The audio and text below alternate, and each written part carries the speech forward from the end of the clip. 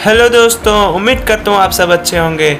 दोस्तों, आज के इस वीडियो में हम पढ़ने वाले हैं अणुभार कैसे निकालें। तो अगर आपको भी अणुभार निकालना नहीं आता है तो वीडियो को अंत तक जरूर देखें और स्किप मत कीजिएगा दोस्तों, जिससे अगर आप स्किप करते हैं तो आपको समझ में कम आएगा, इसलिए आप वीडियो को स्किप ज़रा भी मत कीजिएगा। तो सबसे पहले आप जान लीजिए कि अणुभार निकालने के लिए क्या ज़रूरी होता है। तो अणुभार निकालने के लिए आपको परमाणु जो होता है, पदार्थ जो होता है, तत्व आपका जो होता है उसका परमाणु भार आपको याद होना चाहिए, परमाणु का भार याद होना चाहिए। जैसे हमारा हो गया हाइड्रोजन, हाइड्रोजन का परमाणु भार होता है 1 होता है।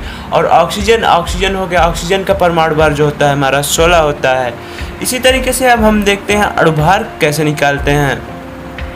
तो अणुभार निकालने के लिए आपको सबसे पहले परमाणु भार याद करना होगा। तो आप परमाणु भार याद कर सकते हैं। तो आप अब अणुभार निकालना सीख लीजिए। तो सबसे पहले हम मान लेते हैं, जैसे हमारा एक यौगिक है जल H2O में का हम अणुभार निकालेंगे। तो इसमें हमारा हाइड्रोजन का परमाणु भार याद होना चाहिए और ऑक्सीजन का।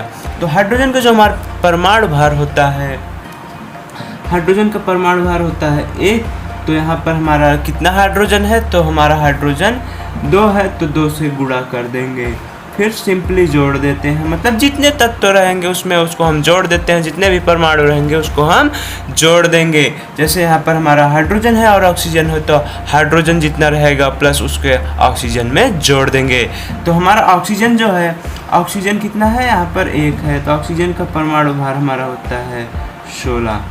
तो अब हम क्या करते हैं, अब इसको हल कर लेते हैं अच्छे तरीके से।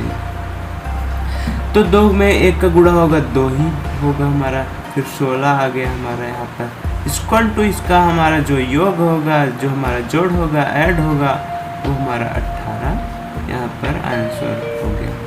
अब इसी तरीके से सेम इसी तरीके से आप निकाल सकते हैं और भी यौगिकों का और भी तत्वों का, तो आप निकालिएगा। तो हम दूसरा देख लेते हैं। तो हम दूसरा हमारा जो है एथेनोइक अम्ल CH3COOH, तो हम इसका निकालेंगे। तो दोस्तों यहाँ पर हमको कार्बन का परमाणु भार याद होना चाहिए। तो कार्बन का परमाणु भार होता है 12। तो यहाँ पर हमारा कार्बन है 12, फिर प्लस हाइड्रोजन का 1 होता है, तो यहाँ पर हमारा हाइड्रोजन 3 है, तो 3 से गुणा कर देंगे। फिर हमारा कार्बन आ जाता है, कार्बन हमारा 12 होता है। फिर हमारा क्या आ जाता है, ऑक्सीजन आ जाता है, तो ऑक्सीजन हमारा 16 होता है। तो हम इसी तरीके से लिखते चले जाएंगे। तो 16, फिर उसके बाद हमारा फिर ऑक्सीजन है, तो फिर 16 लिख देंगे। फिर जाके हमारा हाइड्रोजन है, तो 1 लिख देंगे लास्ट में। फिर इतना करने के बाद आपको सबसे पहले यहाँ पर क्या ध्यान देना होता है, यहाँ पर आपको मतलब देखना होता है 3 मतलब हाइड्रोजन यहाँ पर 3 था, तो हम 1 में 3 से गुणा कर देंगे। यहाँ पर जो भी संख्या रहेगी उससे गुणा कर देंगे हम। तो अब हम इसको क्या करेंगे, जोड़ लेते हैं। तो जोड़ने पे हमारा पहले देख लीजिए 12 जोड़ देंगे तो हमारा आ जाएगा 24। फिर हमारा बच्चा यहाँ पर इसको गुणा कर देंगे, तो हमारा 3 1 नाम 3 प्लस का 1 हमारा लास्ट वाला ले लेते हैं। फिर प्लस 16 16 32 होता है। तो अब इसको जोड़ लेंगे दोस्तों। इसको जोड़ने पे हमारा हमको प्राप्त हो जाएगा 24 प्लस का 36 हो जाएगा। इसको हम तीनों को जोड़ लेंगे तो हमारा 36 हो जाएगा। अब हम इसको जोड़ लेते हैं 0 5 1 6, तो हमारा जो आंसर आ गया दोस्तों वो है 60। तो जो हमारा इसका अणुभार है वो कितना है, 60 है। तो हम निकालेंगे सोडियम क्लोराइड का, मतलब NaCl का, आपका जो नमक होता है उसका। तो इसका अणुभार हम कैसे निकालेंगे, तो हम सबसे पहले इसका हमारा परमाणु भार किसका किसका मालूम होना चाहिए। इसमें हमारा सोडियम है और हमारा क्लोरीन है। सोडियम है और क्लोरीन है। तो हमारे जो क्लोरीन का परमाणु भार होता है उसको हम याद कर लेंगे पहले। उसके बाद सोडियम का जो होता है हमारा 22.989 होता है, और इसी तरीके से हमारा क्लोरीन का होता है 35.453। तो अब हम क्या करते हैं, जो हमारा 22.989 है इसको हम 23 मान लेते हैं, और जो हमारा क्लोरीन का है क्लोरीन का 35.453 है, तो इसको हम 35 ही मान लेते हैं। तो अब हमारा NaCl है, NaCl।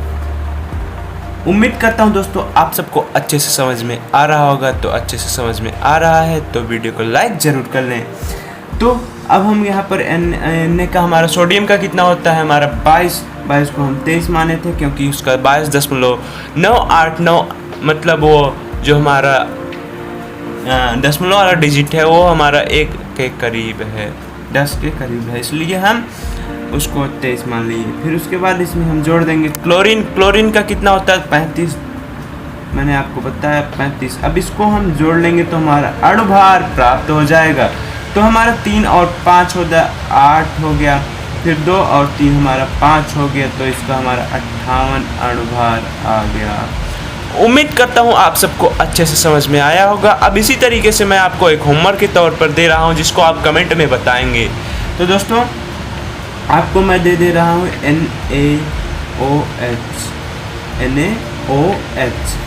NaOH मतलब इसका आप ये किसका मतलब सूत्र है दोस्तों, कास्टिक सोडा का है। तो इसको आप होमवर्क के तौर पर कमेंट में बताएंगे आप। और दोस्तों अगर वीडियो अच्छा लगा हो तो अगर आपको अच्छे से समझ में आया हो तो वीडियो को लाइक और चैनल को सब्सक्राइब ज़रूर कर लें, जिससे कि मतलब आप जब चैनल को सब्सक्राइब करेंगे आपको बगल में एक बेल आइकन मिलेगा, तो बेल आइकन को आप ऑन कर लीजिएगा, जिससे मेरी हर एक वीडियो आपके पास तुरंत मतलब सर्वप्रथम आपके पास पहुंच जाए, जिससे कि आप सबसे पहले उसका फ़ायदा उठा सकें। दोस्तों आप इस वीडियो को अपने एक फ्रेंड को ज़रूर शेयर कीजिएगा, और अगर अच्छा लगा हो तो ही चैनल को सब्सक्राइब और वीडियो को लाइक कीजिएगा। धन्यवाद दोस्तों, जय हिंद। अब नेक्स्ट वीडियो में मिलेंगे किसी और एक मज़ेदार टॉपिक के साथ। Tata bye bye, love you दोस्तों।